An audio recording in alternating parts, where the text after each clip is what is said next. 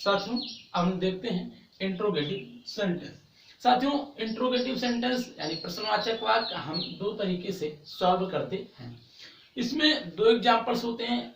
कोई कोई एग्जांपल्स में जो प्रश्नवाचक शब्द होते हैं वह पहले आते हैं और कोई कोई एग्जांपल्स में प्रश्नवाचक शब्द बीच में आते हैं। तो हम दोनों फार्मूलों को बड़े ही इजी तरीके से देख लेते हैं। तो साथियों पहला आपका फार्मूला है, यदि प्रश्नवाचक शब्द वाक्य में पहले आए तो हम क्या करेंगे, वही वाला फार्मूला जो भी आपने अफर्मेटिव नेगेटिव में पढ़ा। अफर्मेटिव में हम क्या करते थे, सिंगुलर यानी ही सी इट के साथ। तो मैं अब यहाँ डायरेक्ट लिख दे रहा हूँ एक वचनकर्ता के साथ, ताकि आपको समझ में आ जाए। एक वचनकर्ता के साथ यदि प्रश्नवाचक शब्द पहले आए तो एक वचनकर्ता के साथ हम क्या लगाएंगे, सबसे पहले हम लगाएंगे इज। क्या लगाएंगे, इज, क्योंकि इज ही हमारी वहां क्या बन जाएगी, हेल्पिंग वर्ब। और अगर आई रहेगा तो आई के साथ लगाएंगे हम एम, और अगर बहुवचनकर्ता रहेगा तो बहुवचनकर्ता के साथ हम लगाएंगे आर। अब इसका स्ट्रक्चर भी हम देख लेते हैं, क्या लगाएंगे, आर। और साथियों इन तीनों के साथ यानी हम सीधे से कह सकते हैं कि प्रेजेंट कंटीन्यूअस टेंस में पूरे में वर्ब के फर्स्ट फॉर्म में आईएनजी ही लगेगा। इससे आपको बार बार लिखने की या सोचने की आवश्यकता नहीं है। यदि आप प्रेजेंट कंटीन्यूअस टेंस पढ़ रहे हैं तो आप शुरू से ही माइंड में बिठा लीजिए हमें वर्ब के फर्स्ट फॉर्म में आईएनजी का प्रयोग करना है। तो उसे हम बार बार लिखने की आवश्यकता नहीं, यानी हम उसे बार बार लिखेंगे नहीं। तो साथियों यानी प्रश्नवाचक शब्द अगर पहले आएगा तो हम, अगर एक वचन है यानी ही सी इट है तो इज लगाएंगे सबसे पहले, आई है तो एम हम लगाएंगे, और बहुवचनकर्ता बी उदय है तो हम सबसे पहले क्या लगाएंगे, आर लगाएंगे। अगर हम इसके स्ट्रक्चर की बात करें तो स्ट्रक्चर है इसका is am are plus subject plus verb के फर्स्ट फॉर्म में आईएनजी प्लस ऑब्जेक्ट। ये रहा इसका स्ट्रक्चर। अगर इसके हम एग्जांपल की बात करें तो एग्जांपल वेरी इजी एग्जांपल आप देखिए इसी स्ट्रक्चर पे कैसे हल करेंगे। इसका एग्जांपल है, मान लीजिए मैं एग्जांपल यहां दे रहा हूं कि क्या मैं पत्र लिख रहा हूं। आपका एग्जांपल है क्या मैं पत्र लिख रहा हूं।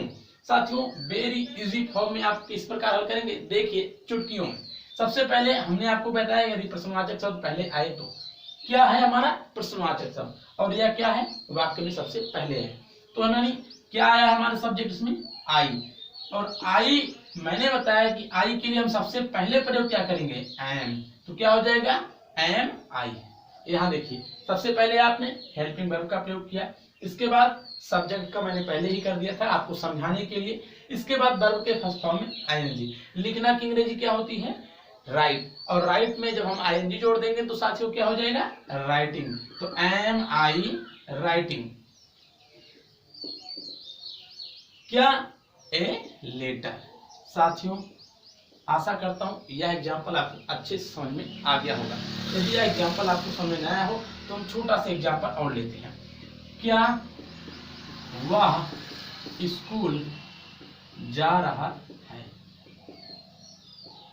साथियों एक बार हम जब टेस्ट पूरा पढ़ा लेंगे तो आपको 2 दिन में मैं लगातार वीडियो में प्रैक्टिस सेट ही कराऊंगा।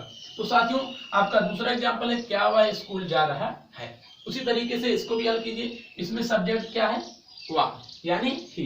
तो सिंगुलर के साथ हम क्या लगाएंगे, इज। आपने सबसे पहले क्या रखा, इज। इसके बाद हमें क्या रखना है, सब्जेक्ट। सब्जेक्ट हमारा क्या है, ही।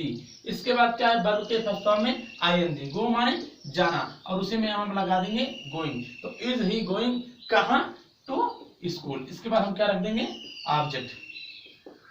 आशा करता हूं साथियों यह भी एग्जाम्पल आपको समझ में आ गया होगा। अब इसी प्रकार हम देखते हैं कि वे वाक्य जिनमें प्रश्नवाचक शब्द बीच में आते हैं उनका रूल आप यहां देख लीजिए। यदि प्रश्नवाचक शब्द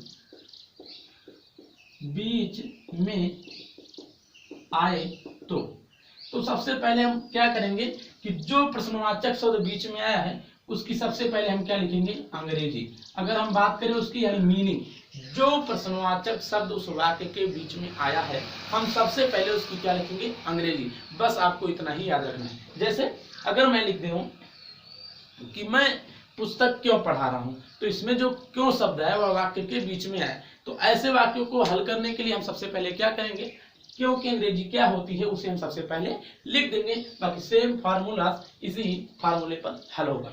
अगर ना समझ में आए तो हम देखते हैं एग्जाम्पल के साथ। जैसे एग्जाम्पल है,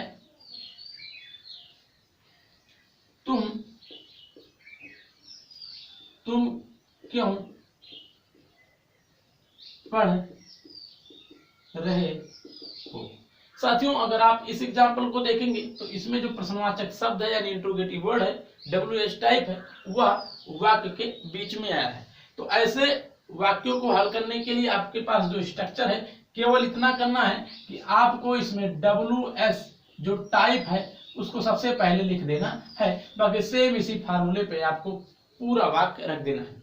तो इसमें क्यों है बीच में, तो मैंने आपको बताया कि यदि प्रश्नवाचक शब्द बीच में आएगी तो उसकी अंग्रेजी हम सबसे पहले लिखेंगे। तो क्यों की अंग्रेजी क्या होती है, व्हाई। इसके बाद सेम इसी एग्जांपल पर आप करते चले जाइए सेम। इसके बाद हम हेल्पिंग वर्ब भी लगाएंगे। तो तुम, और तुम हमारा यानी बहुवचन है यानी यू, तो यू के साथ हम क्या लगाएंगे, आर। क्या लगाएंगे साथियों, आर। तो व्हाई आर। इसके बाद हम क्या रखेंगे, सब्जेक्ट। देखिए इसी फार्मूले पे आप पूरा हल कीजिए। WH टाइप हमने रखा, हेल्पिंग वर्ब रख दिया आर, इसके बाद हम रख रहे हैं सब्जेक्ट यू, और पढ़ना की स्पेलिंग होती है रीड। क्या होती है साथियों, रीड, और इसी में हम जोड़ देंगे ING। तो वाई आर यू रीडिंग, बस खत्म, इसमें ऑब्जेक्ट है ही नहीं था। अगर हम दूसरे एग्जाम्पल की बात करें साथियों, तो दूसरा एग्जाम्पल यह है कि बच्चा सुबह से क्यों रो रहा है।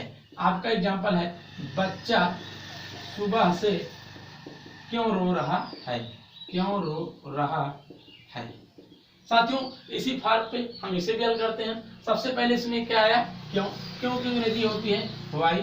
इसके बाद बच्चा यानी सिंगुलर है तो यहाँ लगाएंगे हम इज। बच्चा की स्पेलिंग क्या होती है, चाइल्ड, तो व्हाई इज चाइल्ड। अब हम रखेंगे वर्ब के फर्स्ट फॉर्म में ING। तो बीप मीन्स होता है रोना। क्या होता है साथियों, बीप मीन्स रोना, और बीप में हम ING लगा देंगे तो हो जाएगा बीपिंग। तो व्हाई इज चाइल्ड बीपिंग, सुबह से, फ्रॉम मॉर्निंग, चाहे आप फ्रॉम मॉर्निंग लिखिए और चाहे साथियों आप टू मॉर्निंग लिखिए। साथियों यदि आपको इतने फैक्ट्स अच्छे लगे हों तो हम आपको देते हैं कुछ बेस्ट एग्जाम्पल, ताकि आप उन्हें स्वयं बैठकर ट्राई करें। तो साथियों हम देते हैं आपको कुछ एग्जाम्पल्स, रहे आपके लिए कुछ एग्जाम्पल्स।